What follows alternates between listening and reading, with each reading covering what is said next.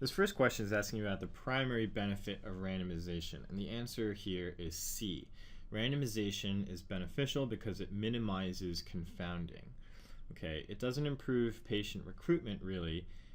In fact, it might detract from it because patients have to agree to be randomized to either arm in the study. It doesn't reduce costs really, and it doesn't serve to prevent recall bias. The primary point of randomization is to ensure that confounders are balanced between the different arms of a study. This second question is asking about a key benefit of cohort studies, both prospective and retrospective. So the key advantage in cohort studies is that the risk factors are measured before you know the outcome, okay? And that's in contrast to case control studies. You recall that in case control studies, one of the weaknesses is recall bias. That is a differential memory of exposures based on what group you are in, whether you are a case or a control. Cohort studies don't avoid confounding. They usually last longer than randomized trials, especially prospective ones, prospective cohort studies. And they may involve loss to follow-up because of this reason, primarily that they take so long to occur. So really the answer here is that A, risk factors are measured before the outcome has occurred. The absolute key benefit of a case control study is that they allow us to study very rare diseases. You can imagine that if you're designing a cohort study for this and you know that it's a rare disease, you're going to need a massive number of people enrolled in your study to generate a few outcomes just because it's rare, right? With a case control study, you can basically cherry pick your cases. You can select the diseases and then match those patients on specific controls that you define in your study design. And so that's really the key distinguishing benefit between case control studies and cohort studies, and really other study designs. So in this question, we are presented with a situation where 1,000 women are enrolled for half a year, and 10 women in that cohort developed breast cancer. The question is asking us what the incidence rate for that breast cancer was. So first what we want to do is calculate the appropriate years of follow-up. And so what that's going to be is we're going to multiply 1,000 times 0.5. Okay, so that's going to be 500 years of follow-up. And then we have, over that time, we have 10 cases. So that's 10 over 500, which is equal to 1 over 50. Or 2 events per 100 women years. Okay, and so the answer in this case is going to be D. So in this question, we're presented with a similar situation. 1,000 women are followed for half a year, 10 develop breast cancer. This question is asking for the cumulative risk of breast cancer. So what we're going to do here is make this fraction. So you have 10 cases over 1,000 women. So the cumulative risk in this cohort is 1%. It's B.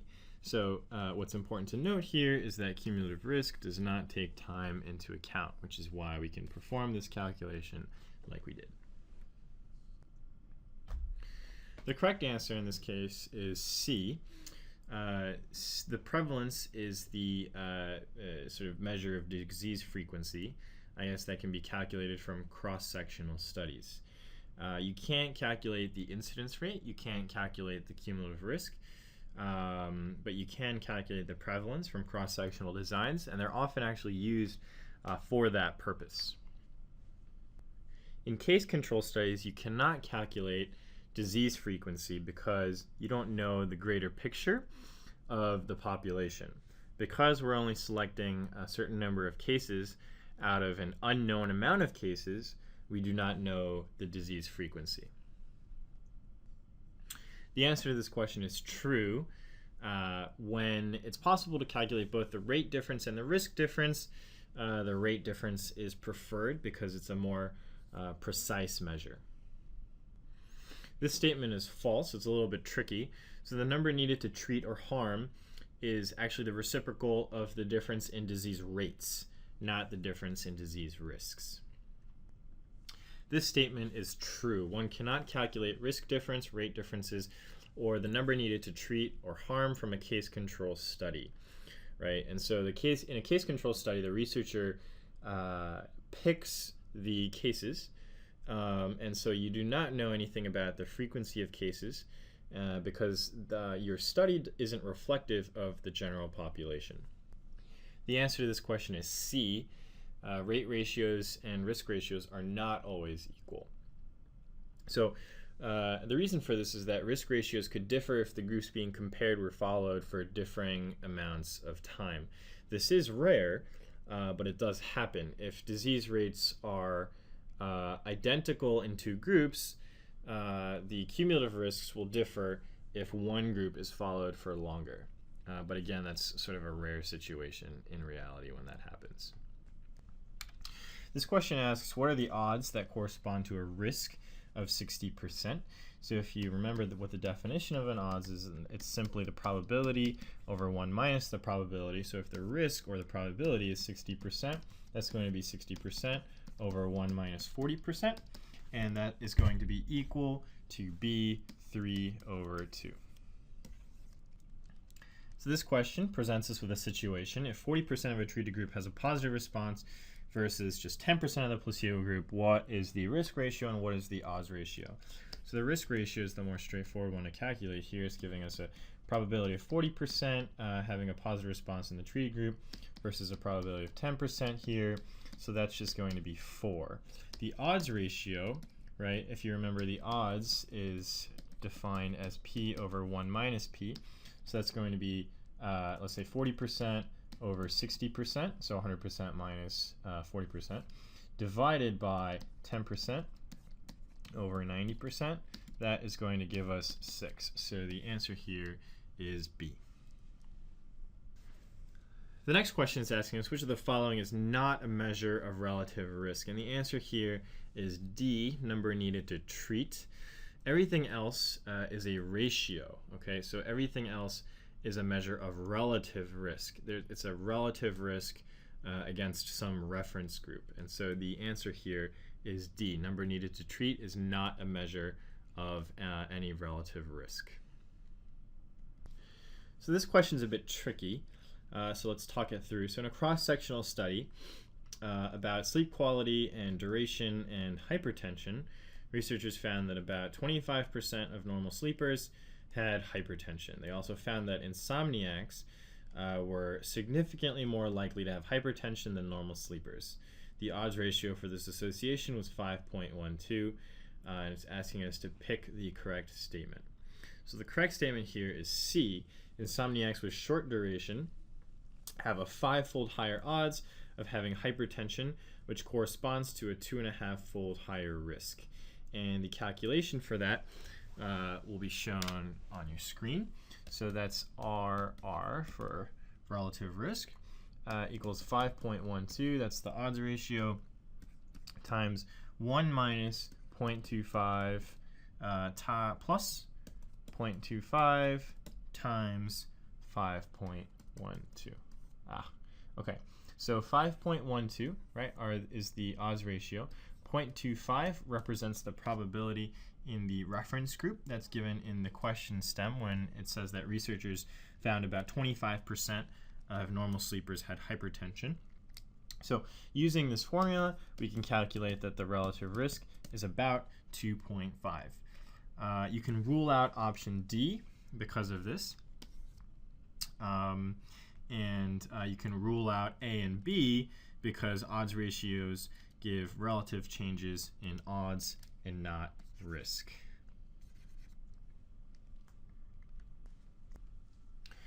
So in this situation, we're presented with a situation in which the rate of premenopausal breast cancer is about 30 out of 100,000 women per year in those who have never used oral contraceptives.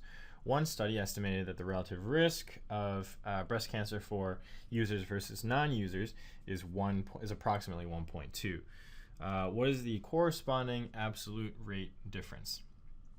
So the first thing we want to do is calculate the absolute rate in oral contraceptive users. Okay, and the way I'm going to do that is I'm going to take 30 out of 100,000 and multiply that by 1.19, which is the relative risk. Okay, so I'm taking the rate of premenopausal breast cancer in those who've never used oral contraceptives and multiplying that by the relative risk to get the risk for women who use oral contraceptives. So that's going to give me about 36 cases per 100,000 women years. Okay, so then the absolute rate difference is going to be 36 minus 30, so about 6 cases per 100,000 years, and that corresponds to C. So in this question, we're presented with the same scenario. We have a rate, so 30 out of 100,000 women per year for developing breast cancer in those women who've never used oral contraceptives. And we're also given a relative risk like before, but this time we're asked to calculate the number needed to harm. So in order to do that, we're going to use a result from the previous question. So if you remember, all we did was multiply 1.19 with this rate to get the absolute rate of premenopausal breast cancer in those who have used oral contraceptives. So that was worked out to be 36 cases per 1,000 women. 100,000 women. And then the absolute rate difference is 36 cases per 100,000 women minus 30 cases per 100,000 women. So the absolute difference was worked out to be 6 cases per 100,000 women. And so the number needed to harm is simply the reciprocal of this relationship. Okay, so it's the reciprocal of this. So the number needed to harm can be calculated by dividing 100,000 over 6 to give us 16.667, or 16,667 rather. And so our answer here is B.